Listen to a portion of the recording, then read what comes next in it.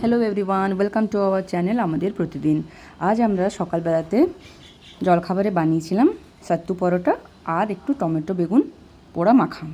এটা বানানোর জন্য আগে থেকে একটুখানি সাত্তু নিয়েছিলাম, তাতে একটুখানি নুন স্বাদ মতো দিয়ে একটু আজওয়াইনকে হাতের মধ্যে চটকে নিয়েছি, সেটা দিয়েছি। আর একটু পেঁয়াজ, আদা, রসুন আর কাঁচা লঙ্কাকে কুচি কুচি করে কেটে নিয়েছিলাম, সেটা একটুখানি অ্যাড করে দিয়েছি।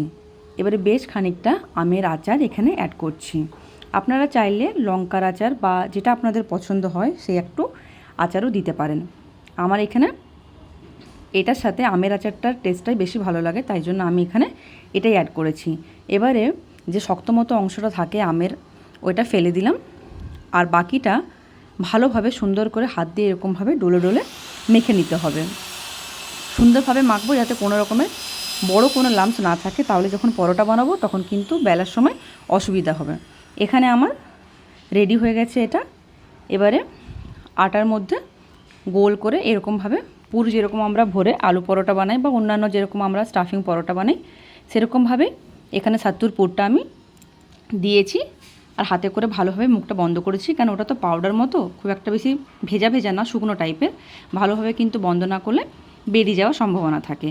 এবারে যেরকম আপনারা শেপ দিতে চান, আমি গোল গোল করে বানাই, তাই গোল গোল করে বানিয়েছি। এগুলো সব বানানো আমার একসাথে রেডি হয়ে গেছে। এবারে তাওয়াতে এক একটা করে ভেজে নিচ্ছি। আর এটার সাথে খাওয়ার জন্য আমি বানিয়েছিলাম দুটো টমেটো আর দুটো বেগুনকে পুড়িয়ে নিয়েছি। এবারে এগুলোকে ছাড়িয়ে পরিষ্কার নয় হাতের সাহায্যে ভালোভাবে চটকে নেব। এরকমভাবে বেগুনটাকে ছাড়িয়ে নিয়েছি আর টমেটোটাকেও করে নিয়েছি।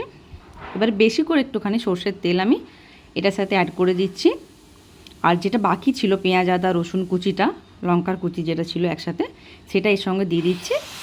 আর একটুখানি স্বাদ মতো নুন দিয়ে হাতে করে ভালো করে মেখে নিয়েছি। যেহেতু এটা হাতে মাখা, তাই যত সুন্দর করে হাতে করে মাখবেন টেস্ট তত ভালো হবে। সকালবেলায় নাস্তার সাথে এটা খেতে খুব ভালো লাগে। আজকে আমাদের জলখাবারে এটাই ছিল। যদি ভিডিওটা ভালো লেগে থাকে লাইক করবেন, শেয়ার করবেন আর সাবস্ক্রাইব করে পাশে থাকবেন।